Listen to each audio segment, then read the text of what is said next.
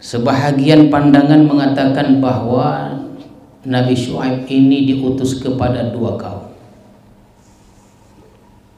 Kalau nabi-nabi lain kepada satu kaum, kalau Nabi Muhammad rahmatan lil alamin, tapi untuk Nabi Syuaib alaihissalam ini diutus Allah kepada dua kaum. Yang pertama Madian, yang kedua Aikah. Sebahagian pandangan mengatakan bahwa Madian dan Aikah ini dia sama saja.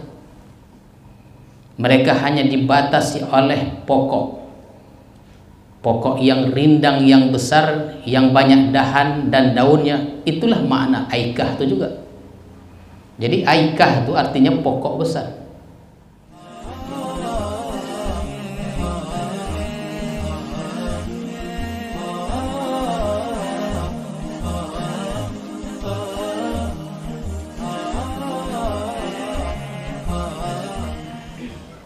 Bismillahirrahmanirrahim.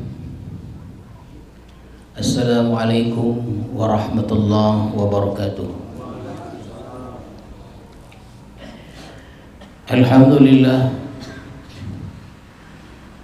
Alhamdulillahi rabbil alamin. Wassalatu wassalamu ala sayyidina wa maulana Muhammadin sayyidil awwalin wal akhirin wa ala alihi wa ashabihi ajma'in, amma ba'du. Tuan-tuan para khalifah, para salikin, hadirin dan hadirat sekalian, marilah kita bersyukur kepada Allah Subhanahu wa taala yang telah melimpahkan rahmat dan hidayahnya kepada kita semua, sehingga pada malam ini kita dapat bertemu kembali meneruskan kajian tafsir kita. Semoga Allah rahmati kita semuanya. Salawat dan salam kita ucapkan dan kita sampaikan kepada Rasulullah sallallahu alaihi wasallam beserta keluarga, para sahabat dan para pengikut-pengikut beliau. Mudah-mudahan kita mendapat syafaat Rasulullah di hari kemudian nanti. Amin ya rabbal alamin. Maka berfirman Allah sambungan ayat sebelumnya dalam surat Al-Hijr. Firman Allah, Bismillahirrahmanirrahim, wa in kana ashabul aikati lazalimin.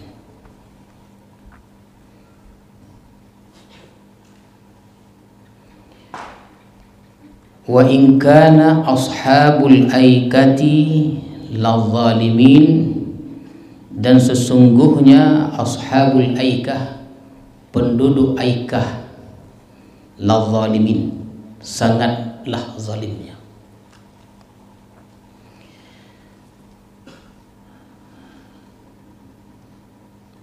Ashabul Aikah ini atau penduduk Aikah ini adalah kaumnya Nabi Syuaib alaihissalam. Sebahagian pandangan mengatakan bahwa Nabi Syuaib ini diutus kepada dua kaum. Kalau nabi-nabi lain kepada satu kaum, kalau Nabi Muhammad rahmatan lil alamin, tapi untuk Nabi Syuaib alaihissalam ini diutus Allah kepada dua kaum. Yang pertama Madian, yang kedua Aikah. Sebahagian pandangan mengatakan bahwa Madian dan Aikah ini dia sama saja.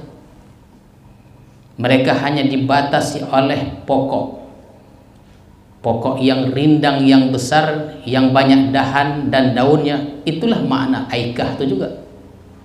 Jadi Aikah itu artinya pokok besar yang banyak dahan dan daunnya. Dan pokok itu bukan sembarang pokok. Pokok itu disembah oleh penduduk itu. Jadi bersebelahan dia. Sedangkan kelakuan mereka ini sama. Mereka suka berbohong, menipu dalam berjual, beli, menimbang, merampok dan lain-lainnya. Itulah, dan sesungguhnya ashabul Aikah itu sangat zalim, dan perbuatan-perbuatan lainnya, jinayah lainnya. Kepada kaum ini Allah utus Nabi Syuaib alaihissalam. Fantaqamna minhum, karena mereka itu berbuat ya berdusta, ya dalam bahasa menipu lah katanya itu, merampok dan lain-lainnya. Fantaqamna minhum, maka kami balas mereka, artinya kami siksa. Nah, kalau makna itu fantaqamna minhum itu, fantaqamna kami balas, artinya kami siksa. Dengan disiksalah mereka itu, sebahagian mengatakan, ada riwayat mengatakan pekikan, suara yang cukup dahsyat, sangat hebat. Wa innahuma labi imamin mubin, dan sesungguhnya dua itu, ya dua kota, dua daerah itu merupakan jalan yang terang. Jadi tuan-tuan serta hadirin-hadirat sekalian, kalau kita melihat dari Profesor Dr. Muttalib Sya'rawi dalam tafsir Sya'rawinya, wa innahuma, dua kota itu, pandangan beliau Madian dan Aikah. Tapi dalam tafsir lainnya disebutkan wa innahuma ini adalah kejadian yang macam mana Allah binasakan kaum Lut. Karena pada pertemuan minggu lalu kita bicara tentang kaum Lut yang ada di Gumarah. Dan kaum Lut itu, tempat ini dan Aikah atau Madian ini jalan yang terang. Jadi di waktu itu dan sekarang ini, itu tempat di mana Allah binasakan dua kaum ini, itu jalan yang selalu dilalui oleh kafilah-kafilah, dan mereka bisa melihat sendiri tentang bekas-bekas macam mana Allah binasakan tempat ini.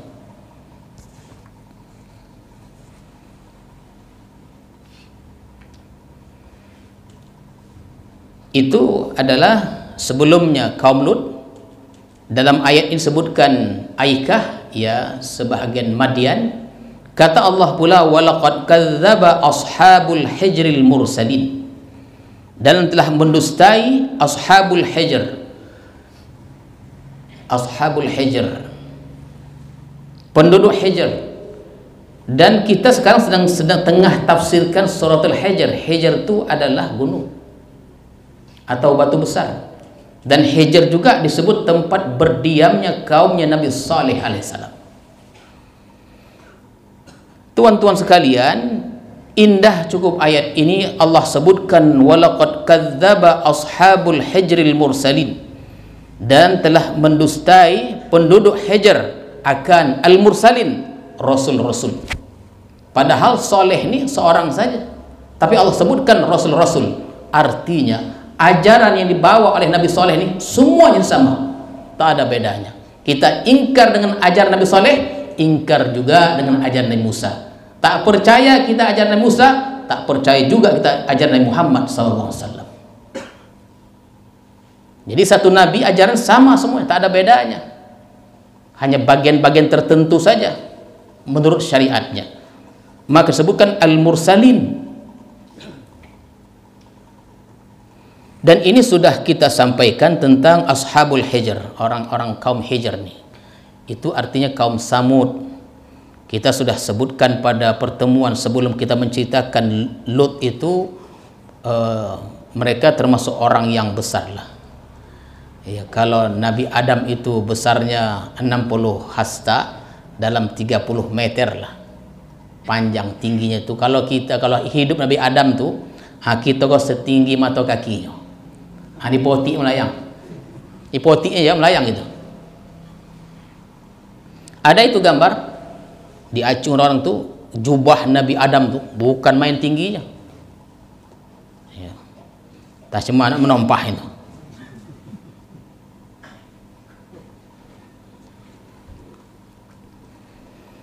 Dan dikatakan juga kaum Hijr nih, kaum Samud, di mana diutus kepada mereka Nabi Saleh, besar juga. Ya sebagian pendapat karena manusia ini katanya lebih besar lagi, Allahu alam. Tapi secara logikanya sebagian pendapat katakan manusia ini besar terus mengecil. Nah, begitulah dia.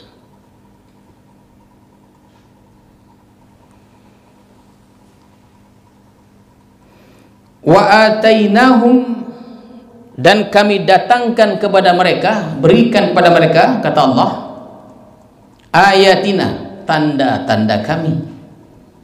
Ya, apa tanda-tanda tadi? Kalau kepada Nabi Saleh Allah berikan tanda itu mukjizat berupa unta yang Allah sebutkan dalam ayat lain, naqatullah, unta Allah. Dan kebiasaan orang yang tidak percaya kepada dakwah para nabi, mereka minta bukti. Itulah penguat dakwah itu dia. Jadi seorang pendakwah memang harus ada ilmu lahir dan batin juga lah. Kalau dia zahir saja, kosong lah itu dia. Memang harus ada. Makanya pernah kita sebutkan kajian ilmiah oleh pengkaji di Unri sana di Riau. Ternyata yang berhasil mengislamkan orang-orang pedalaman, orang-orang Sakai di Riau atau di Jambi itu adalah orang-orang tarekat. Orang tarekat bukan diisi dengan ilmu syariat saja, tapi ilmu kebatinan juga. Bukan ilmu perdukunan, bukan. Ilmu kebatinan. Kalau udah belajar ilmu batin tuh, muncul juga dukun tuh nanti. Itu pula dia.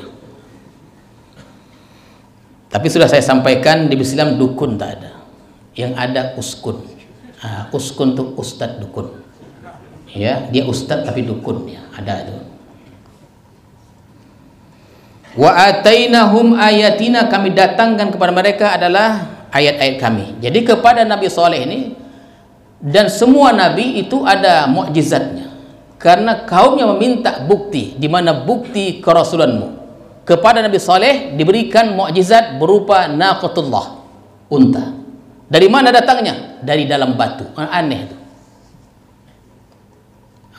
Orang-orang kafir pun minta yang ganjil-ganjil. Mereka sangka yang ganjil itu tak bisa dibuat. Karena hukum itu ciptaan Allah. Allah maha mampu, maha berkuasa untuk menciptakan apa saja yang Allah kehendaki. Keluar seekor unta dari dalam batu. Bukti sudah ditunjukkan. Adakah mereka beriman? Tidak beriman. Makin menantang, membantah, malahan unta tadi mereka bunuh, mereka makan.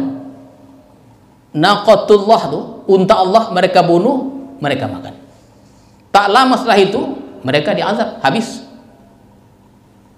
Bahkan mereka berencana membunuh Nabi Saleh. Maka dalam perang Tabuk, tuan-tuan sekalian, Tabuk itu kan antara Hijaz dan Jordania. Ketika sampai di daerah Tabuk itu, para sahabat pasukan Islam kan perjalanan jauh. Mereka ambillah, mereka berteduh sebentar dan mengambil air mengalir di daerah tempatnya di mana Allah binasakan kaum Hijr tadi itu. Diadukan kepada Nabi. Air yang sudah dimasak tadi buang. Yang sudah dimasukkan ke tempat-tempat kendi-kendi itu dibuang lagi. Jangan lama-lama kita risikoh, kata Rasulullah. Agaknya itu kata orang tua dulu. Kalau kita di tempat yang penuh maksiat, ada kebinasaan, jangan lama-lama di situ. Takut kita ditimpa bala atas sebab kita lama di tempat yang pernah dibinasakan itu. Tak lama Rasulullah berterus itu meneruskan perjalanan, karena tempat itu pernah Allah membinasakan kaumnya Nabi Saleh. Itu agaknya lah. Kadang-kadang orang tua melarang kita jangan lama-lama di situ.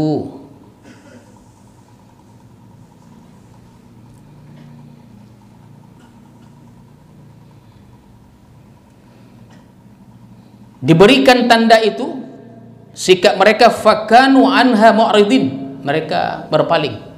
Bukan hanya berpaling, mereka membunuh, digulainya pun tak takut dah.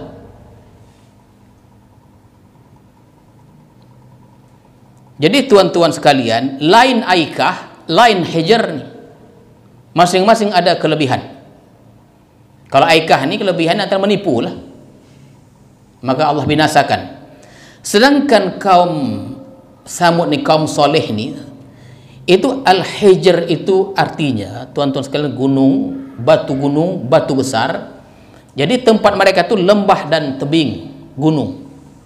Jadi batu ini bukan batu biasa, batu granit yang cukup keras. Itulah mereka pahat.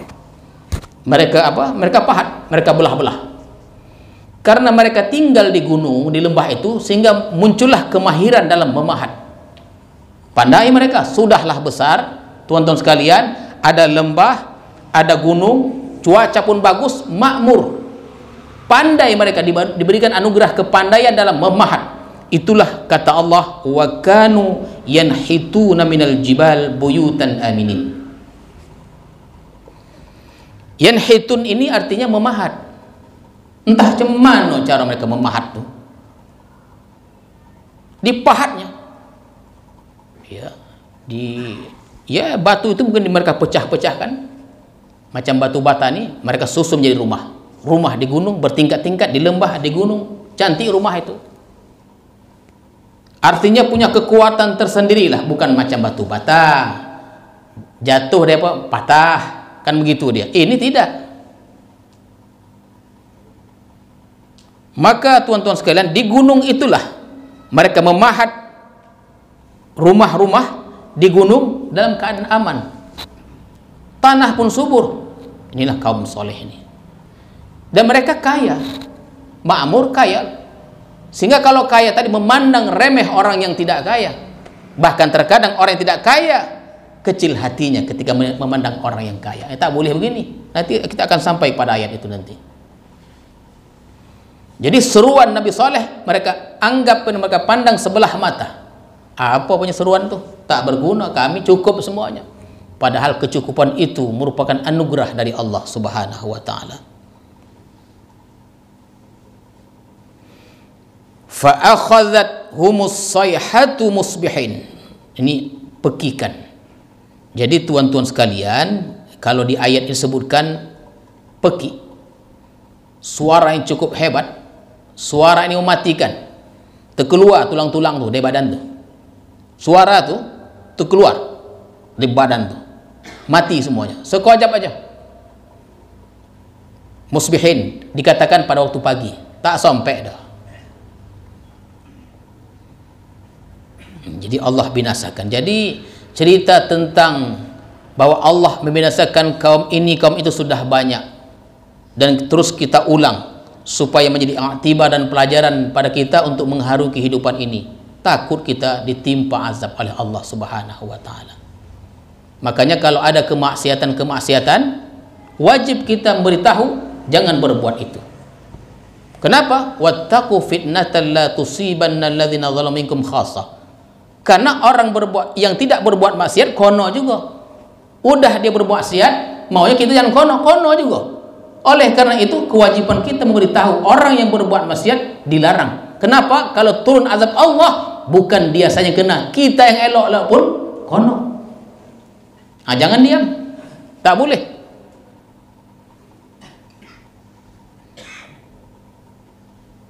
Boleh kami adukan Tuhan. Adukanlah. Ayo. Jadi tuan-tuan serta hadirin hadirat sekalian, matilah mereka. Tadi kan kita sudah ceritakan batu yang cukup keras tuh, payah pecahnya, itulah dijadikan rumah. Tapi ketika datang azab Allah, pekikan aja. Kata Allah, fama aghna anhum ma kanu yaksibun. Tak ada gunanya. Tak ada yang bisa menolong. Apa yang mereka usahakan tuh tak bisa. Rumah yang kokoh, yang hebat, tak bisa menjadi pelindung kalau azab itu sudah datang dia.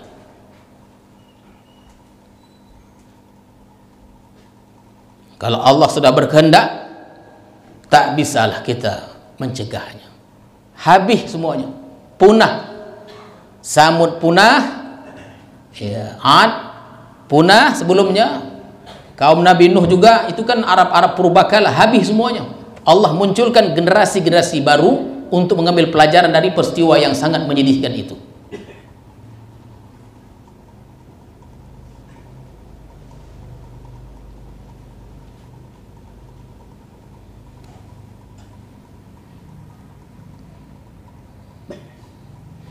Wa ma khalaqnas samawati wal arda wa ma bainahuma, dan tidaklah kami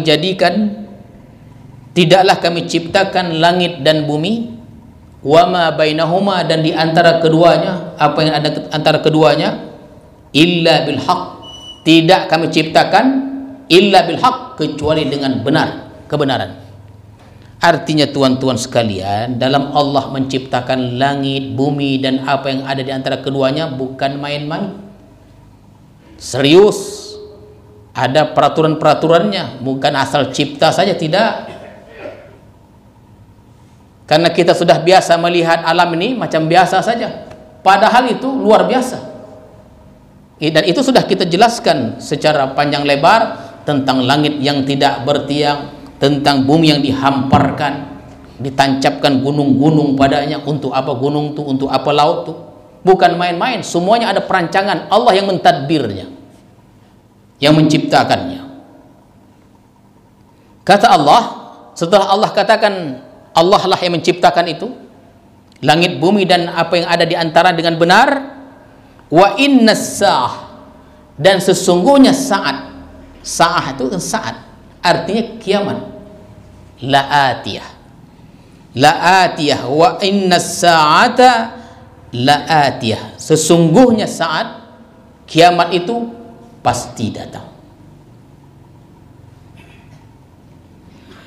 Dan itu kita tahu semuanya. Siap aja belum lagi? Tahu sudah? Siap belum? Ya. Fasfahil safhal jamil, maka berilah kemaafan yang elok. Jadi tuan-tuan, begini dia. Terkadang ayat ini mengubah hati kita juga. Banyak kita baca Quran, ya kan? Terubah hati kita. Memanglah dia syifa. Allah marzuqna fadlal Quran, wa hidayatal Quran, wa syifa'al Quran, wa dawa'al Quran. Itu doanya itu. Kita baca Quran, masuk ayat ini menjadi penenang jiwa hati kita, menjadi obat dia. Apa kata Allah?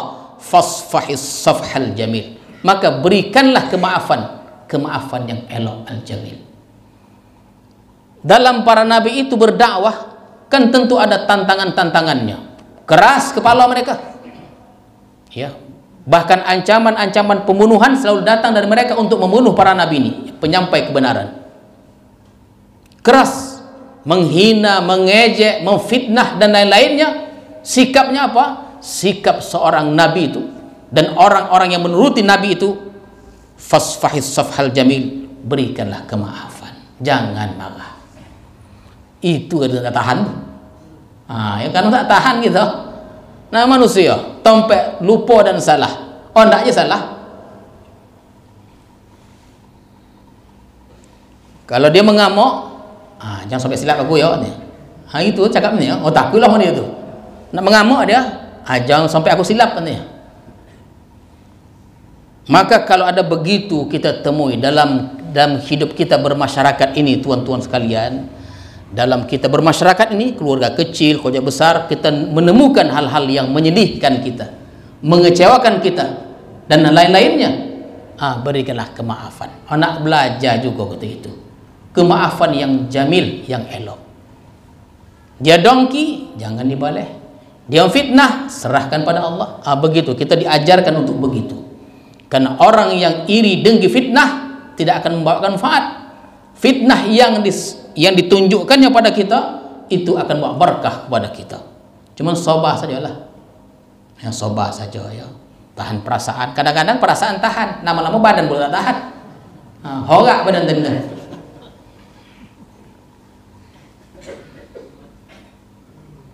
Fasfahis safhal jamil, itu kata Allah. Berikanlah kemaafan.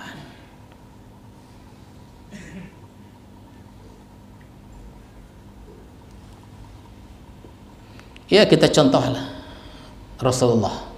Karena Rasulullah itu dididik langsung oleh Allah Subhanahu wa ta'ala. Itu kita nak belajar betul lah itu.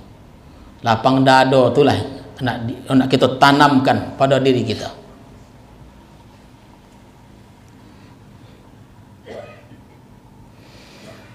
Inna rabbaka huwal khallaqul alim.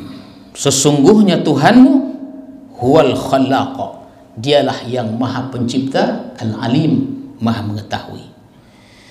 Kan kita sabar tadi. Ini penentang banyak, ya kan? Segala dari zaman Nabi Nuh. Kita mulakan dari zaman Nabi Nuh karena syariat itu diturunkan mulai pada zaman Nabi Nuh, bukan Nabi Adam dan Nabi Idris. Zaman Nabi Nuh mulai syariat itu. Diperintahkan dakwah itu mulai zaman Nabi Nuh. Sudah ada penentang-penentangnya. Diperintahkan Allah untuk memberikan kemaafan terhadap hal-hal itu dengan kemaafan yang elok. Kenapa? Karena Allah tadi sebutkan, akulah yang menciptakan langit, menciptakan bumi, dan segala apa yang antara keduanya. Aku juga menciptakan manusia-manusia. Aku tetapkan hukum-hukum bagi manusia itu, dan aku Maha tahu sejauh mana kekuatan penentang-penentang itu. Lama-lama orang juga akan begitu deh. Terkadang kita yang menahan sabar ini tak tahan, terkadang patah pagar tuh. Kata Allah, Khallaqul Alim, aku yang menciptakannya, aku tahu sampai sejauh mana kekuatan mereka. Sabar sajalah kalian, akan sampai ke tahap itu mereka pun akan gugur. Banyak contohnya.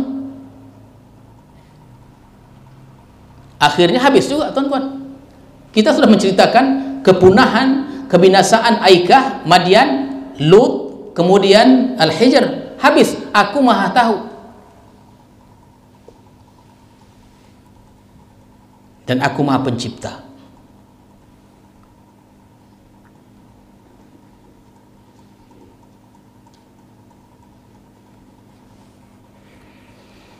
Walaqad atainaka sab'am minal masani.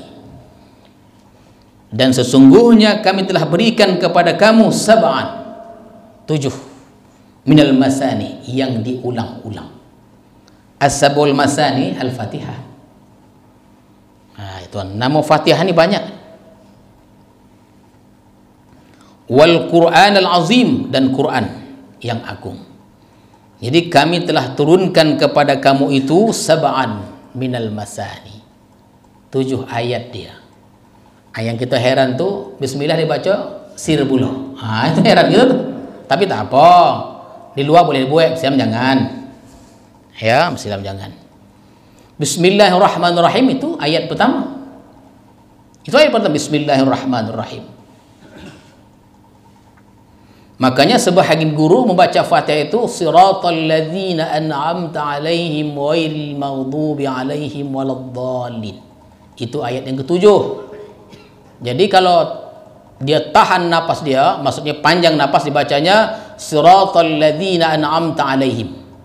Berhenti situ, sangka orang itu ayat ke-7. Ghairil maghdubi 'alaihim waladdallin. Sangka orang itu ayat ke-8. Jadi kalau panjang napas tuan-tuan nih, bantailah tuh napas satu ayat tuh. Napas saya tak cukup tuan, potonglah. Jangan pula siratal ladzina an'amta 'alaihim ghairil maghdub. Berhenti situ pula. Itu nampak tak baca itu. Ghairil maghdub pula berhenti situ. Jangan situ. Kalau berhenti yang betul. Siratal ladzina an'amta 'alaihim. Ya. Baru sambung. Ghairil maghdubi 'alaihim waladdallin. Amin. Itulah Quran diulang-ulang. Malam ni aja sembahyang maghrib dan sembahyang isya, berapa kali kita ulang Fatihah tu? Dalam pemahaman kita, kalau imam sudah baca Fatihah, kita baca Fatihah juga. Di luar sana memang kalau imam mencukupkan bacaan imam, kita tidak begitu. Habis imam baca Fatihah, kita baca Fatihah. Berapa kali kita baca Fatihah? Sab'an minal masani wal Qur'an al-Azim, Quran yang Maha Agung. Ya, belajarlah apa Fatihah ni, ya. Jangan anggap enteng Fatihah ni. Dia sab'an minal masani. Jadi tuan-tuan sekalian, kalau para nabi, kalau Rasulullah sallallahu alaihi wasallam kata walaqad atainaka. Jadi kalau ada datang kegundahan, kegelisahan itu, inilah hubainya Fatihah ni. Jadi kalau seandainya ada orang suntuk, dia datang ke rumah kita, tolonglah Tuhan bacakan Quran supaya hilang suntuk kau. Bacakan Fatihah. Ya. Cukup. Yang panjang-panjang mana?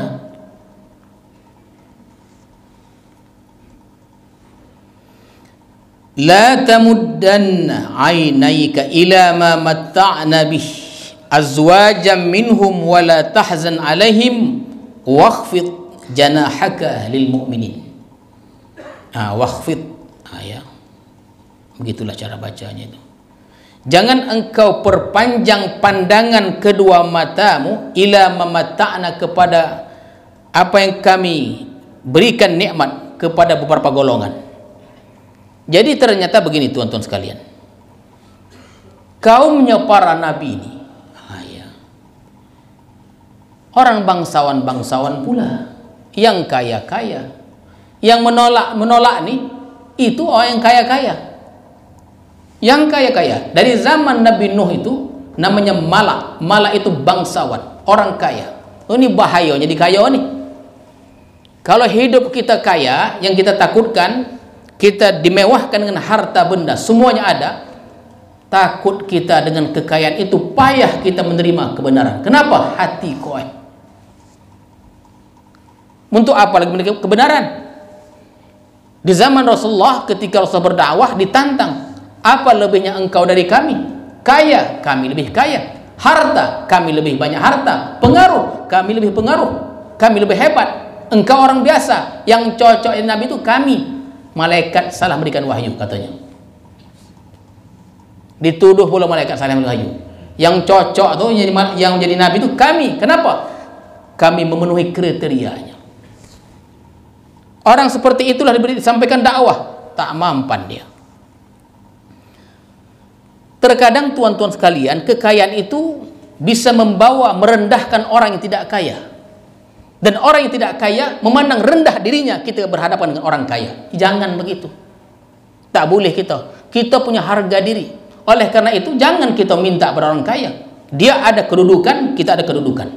Maka Syekh Abdul Burhan ketika diberikan mahkota, diberikan bintang emas itu, beliau terima sebentar, mereka pulangkan lagi. Beliau pulangkan lagi. Bahkan ditantangnya. Kalau memang aku dianggap seorang yang tokoh yang banyak pengaruh, dikatakannya dalam khalayak itu, sampaikan kepada ratumu, rajamu, raja Belanda, sampaikan pesanku agar dia masuk ke dalam agama Islam. Begitu dia. Kalau sudah banyak dikasih orang kita, payah kita bercakap. Berdakwah pun tak mampu. Yang dilarang pun kita bolehkan. Ini larangan Allah. La tamuddanna 'ainaika ila ma matta'na bih. Oleh karena itu, sebelum Rasulullah terjun ke medan dakwah, beliau itu bertahanus dulu selama 10 hari di Gua Hira. Dididik oleh Allah. Itu masyarakat Mekah itu bukan seperti masyarakat kita sekarang ini. Luar biasa. Payah kita menceritakan, tak cukup waktu untuk menceritakan bagaimana kebejatan lah masyarakat Mekah pada saat itu sebelum kerasulan Rasulullah SAW. Untuk menghadapi masyarakat yang luar biasa itu, maka atas anugerah Allah bertahanuslah Rasulullah lebih kurang 10 hari. Bersuluk artinya 10, ini kita cerita suluknya. Bertahanus 10 hari, dibimbing Rasulullah. Setelah kuat jiwanya, baru terjun ke masyarakat. Kalau jiwa sudah kuat, tak akan ada masyarakat yang mampu mempengaruhi dakwah Rasulullah. Harta, jabatan, perempuan, minggir semuanya. Yang kita khawatirkan dalam kita berdakwah, tidak siap mental kita, jiwa kita terpengaruhlah. Dititipkan pada kita, tolong sampaikan ini yang dilarang nih. Coba bolehkan? Boleh. Hari ini bilang haram, besok halal. Begitu dia. Tak jelas mana yang haram, mana yang halal. Kalau para rasul nih tuan-tuan sekalian, bukan main-main. Ini haram, ini halal. Tidak ada tawar-menawar. Inilah yang kita takutkan. Jadi kita ada ilmu, ada prinsip, ada kekuatan. Jangan lemah dengan ilmu yang kita dapat. Itu namanya ilmu barakah tadi itu. 10 hari tempah di Gua Hira, balik, luar biasa Rasulullah dalam berdakwah. Tak terpengaruh sedikit pun dengan harta jabatan. Ditawarkan, engkau mau berapa harta, berapa banyak harta, pilihlah wanita yang paling engkau suka, yang paling cantik, akan kami berikan. Engkau jadikan engkau ketua kami. Tidak mau.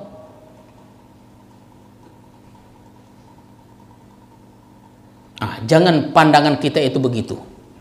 Kita punya harga diri. Walaupun kita tempat kita, yang penting tuan-tuan sekalian, tempat bergantung kita Allah. Kalau tempat bergantung kita manusia, sahlah. Apa ya? Wala tahzan alaihim, jangan engkau bersedih berduka cita atas mereka. Apa maksudnya? Karena mereka kaya, mereka berpangkat, punya kedudukan, cakap asal-asal saja. Karena tak ada yang menghalangi. Hajab Rasulullah. Yang luka itu bukan hanya badan. Kalau luka itu badan, banyak obat untuk mengobatinya. Kalau yang luka itu hati, sakit hati, macam mana jawabnya? Mengonyam. Tak, mengonyam tu dah. Mengonyam maksudnya. Mereka berucap asal saja, menghina, menuduh dan lain-lainnya. Wala tahzan alaihim, jangan engkau bersedih. Tuan-tuan, itu nak kita didik juga hati kita begitu. Ya, dihantam orang kita, usah bersedih. Payah sebetulnya ya. Cuma kita dididik untuk begitu, jangan bersedih.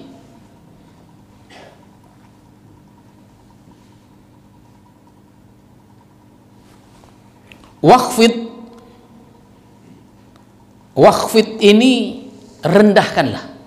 Ya. Janahaka, sayapmu. Rendahkan sayapmu kepada orang beriman. Kepada orang kafir mestilah kita tegas. Yang tidak sepaham tegas. Sekarang terbalik. Sesama orang Islam bukan main hebat dia. Macam musuh dia. Padahal perintah kepada orang beriman, wakhfid janahaka, rendahkan sayapmu. Macam mana? Macam seekor induk ayam ketika dia melindungi anak-anaknya itu. Begitulah. Atau burung menetaskan telurnya itu. Begitulah kita kepada orang beriman. Wakhfid janahaka, lebarkan sayap, macam burung, macam ayam. Ya. Jadi kalau anak ayam itu nampak ada bahaya, itu semua anak ayam berada di sayap induknya, omaknya itu. Jadi terhadap orang beriman, lembut-lembutlah kita. Tak boleh berkoyak-koyak dah. Tapi sama orang nanti berpangkat luar biasa hebatnya. Sama orang kafir, bukan main tunduknya. Sama orang beriman, dia ejek-ejeknya orang beriman tu. Ikut terbalik. Wakhfid janahaka lil mu'minin, rendahkan sayapmu, menunduk. Kalau bercakap tu yang usah meninggi lagi. Kalau bercakap kau, cakap yang biar elok-elok. Karena dunia kan dia berputar dia. Cakap asyik tinggi je, asyik tinggi je. Rupanya terbalik. Yang merendah tu jadi kaya dia. Payah lidah kau minta tolong.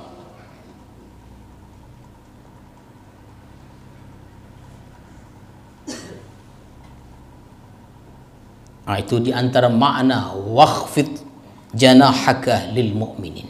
Sama orang beriman itu mesti begitu kita.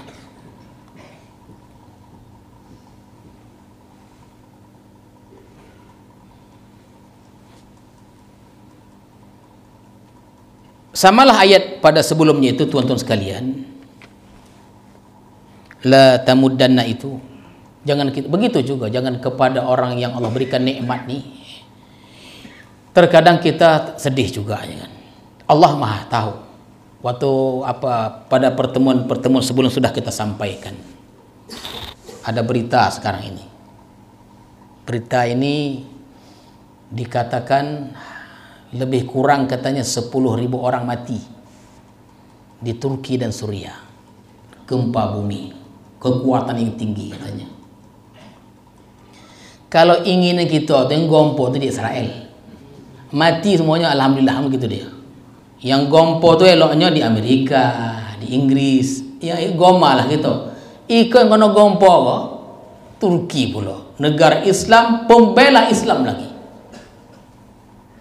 Terkadang kita jangan coba-coba kita buruk sangka kepada Allah. Allah yang menciptakan, Allah Maha tahu. Allah Maha tahu tentang di sebalik hikmah-hikmah itu semuanya. Kita memang sedih tu. Mau yang kena gempa tu jangan Turki. Ya, maunya Israel, mati semua yang tu. Maunya begitu. Tapi Allah tidak demikian. Perancangan Allah lain dengan perancangan kita nih. Katanya 10.000 uang, bukan main-main. Uang bersilam 3.000 uang. Uang 9 3.000 uang. Ikan dusun 3 ya, 3 dusun, 9 dusun 5.000 uang. Yang datang ke Nosah 10 uang. Itu pula dia.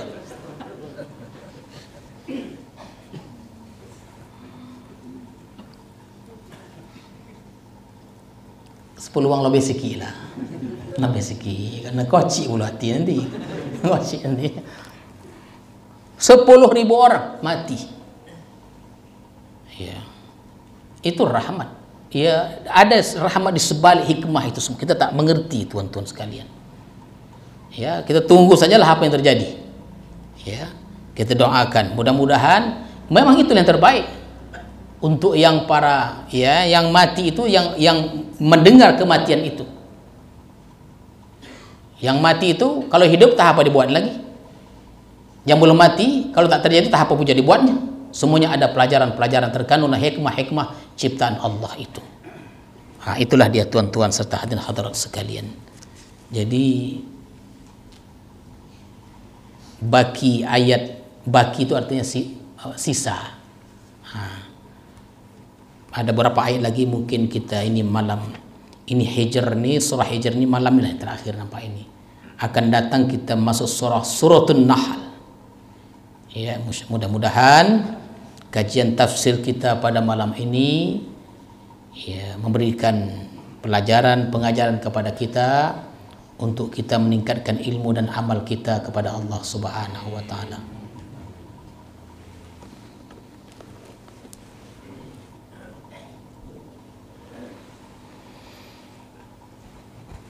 A'udzu billahi minasyaitonir rajim. Bismillahirrahmanirrahim. Alhamdulillahirabbil alamin. Wassalatu wassalamu ala asyrafil mursalin wa ala alihi wa sahbihi ajma'in. Allahumma ja'al jam'ana hadza jam'an marhuma wa tafarruqana ba'di tafarruqin ma'suma. Allahumma zidna 'ilman warzuqna fahma walhiqna bis salihin. Wa sallallahu ala sayyidina Muhammadin wa ala alihi wa sahbihi ajma'in. Subhana rabbika rabbil izzati amma yasifun wa salamun al mursalin walhamdulillahi rabbil alamin.